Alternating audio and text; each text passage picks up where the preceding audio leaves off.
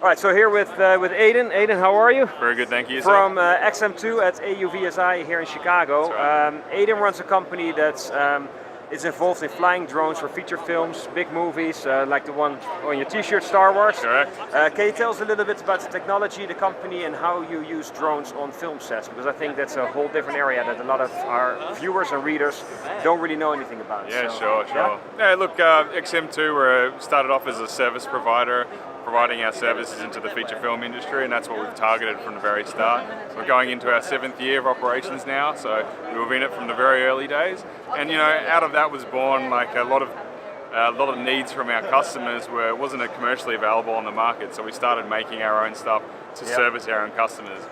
And from that, we've obviously had a great product line of things that we use in our own work, and we've been getting requests to sort of sell those to other drone operators around the world. So you guys started in Australia. I think the regulations for flying drones are a little bit easier in Australia than they are in the US, right? Yeah, we've been really lucky in Australia. We had regulations in place like from the very start, so we were able to get licensed and register drones early on, even up to really heavy weights early in the days, and then the rest of the world sort of catched up, and we've now pushed ourselves overseas, and we're mainly based in the US now, and we're about to set up operations in the UK. So you're slowly transforming from an Australian company into an American company. Yeah. We were lucky enough because we were doing it early on that we were actually getting taken all around the world, and we've got a lot of friends in the US now, and so we're just leaning on those same people. That sounds good. Can we talk a little bit about the drones? Because I know you have them in various shapes and sizes. Sure. Let's start with the small drone here. Yeah, this is the XM2 Echo. It's designed to be optimized for the US 55-pound limit. And we you can carry larger cinema cameras on there. We've only got a little camera on there at the moment, but you can carry a much bigger camera.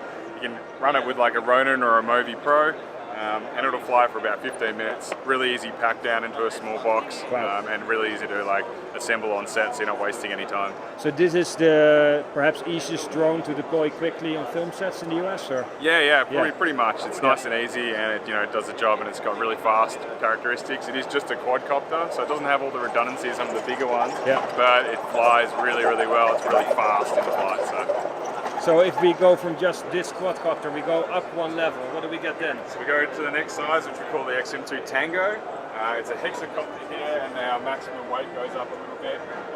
We're sitting now at a maximum takeoff weight of 36 kilograms. You can carry pretty much any cinema camera on the market with decent sized glass on there. We tune it to like a Ronin 2 or a Movi Pro. Difference from the other one, it has now retractable legs, which gives a cool effect on set, and it also makes it a little bit easier to operate on the day. And I see on this one that you have a DJI remote control. Does it pair with the DJI system? Correct. So we offer two options when it comes to the flight controller and the control system. One is the DJI A3, and we have our own flight control system, which is the DJI Helix. XM2 Helix. Awesome. And then we get to the big bad boy over here. If none of these other drones are big enough, the lenses or the cameras don't give you the resolution you want, then I guess this is what you step up to, right? Yeah, this is our XM2 Sierra. It's kind of the biggest of its type we know going around at the moment. We were the first to carry the Alexa 65 in the world, and that is like the pinnacle of sort of film cameras going around in the digital space at this point. We also can carry like 70mm film cameras on this drone. Wow. So what kind of movies have you used your drones in? Yeah, we've been in a lot of big blockbusters from Thor, Pacific Rim, and most recently sort of Star Wars has been a big one. That is big. Yeah, we saw the presentation from one of your colleagues yesterday, and he shared with us some of the movies that you guys were used in with the drones. I don't think a lot of our viewers or readers know perhaps how big these systems get, but I think for feature films especially, people need that type of resolution, right? So they can crop in and maybe plan later on in post-production. Is that what it is? Yeah, so they just need a little bit of extra resolution to play with, and then obviously a big part of the feature films these days is the visual effects side of it. So they're often replacing backgrounds with stuff that we're shooting for other shots, so they need that resolution to be able to play and reframe. And then also the bigger cameras have the color depth and the space that they need to be able to play with the images. Yeah, wow. How hard are these drones to fly? Let's say if you're used to flying a DJI Phantom, just to name it. Look, essentially the same control. So if you're good at flying a Phantom, you'll be able to pick up one of these. so to a lot of people. It's a bit different when you've got like a $2,000 drone in the air and when you've got something that's worth $600,000 sitting in the air. So it's that gets to most people, but in terms of the control, they're the same. They are a lot heavier, so they take a lot more time to sort of pick up speed and stop. So you have to give yourself more space. You have to give yourself a lot more room to put the brakes on. Exactly right. Up. And you know, you've got to double up on your safety considerations. These are pretty serious machines. Yeah. You know, they could do some damage, so you've got to spend a lot of time making sure you plan the shots out and make sure you do it safely. I think I just heard a dollar amount that's kind of outside of most people's budget. What is the price range for these kind of setups? Yeah, look, so the Sierra, if we sell it without the gimbal, just the aircraft on top, it's about 70,000 US. The cameras on the bottom are, you know, upwards of 500,000 sometimes.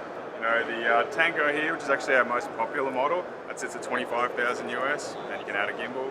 And then we've got the Echo over there, which is 19,500. So just a little bit outside of most people's budget, I guess, when they're looking for a Phantom, but you get what you pay for, right? Yeah, exactly right. You get a machine that's just going to work off the bat, you know, and it lets you get into an environment which is like a professional tool.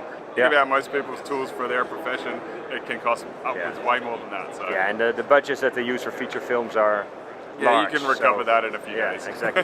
Do you guys ever crash drones of this size? Does that ever happen? Or? We do a lot of stress testing with our drones. So you know, we load them up with like double the weight they should, and we cause failures. So like we'll pull a plug to make sure a motor is removed, and we'll see what happens with it. And things do happen. You know, it doesn't always go to plan. So yeah, it's interesting, and we have crashed things before. So awesome.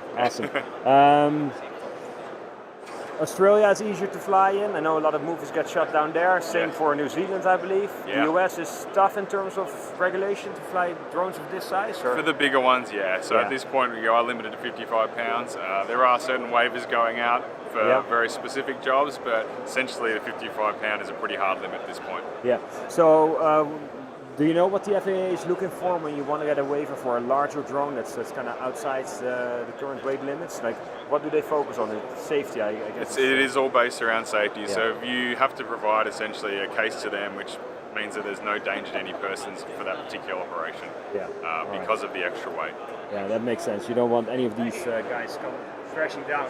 All right, well, thank you so much for the quick interview. No problem. Nice to meet you. Appreciate it. Nice to meet you too. And have a great show here in Chicago. Thank you very much. Awesome. See ya.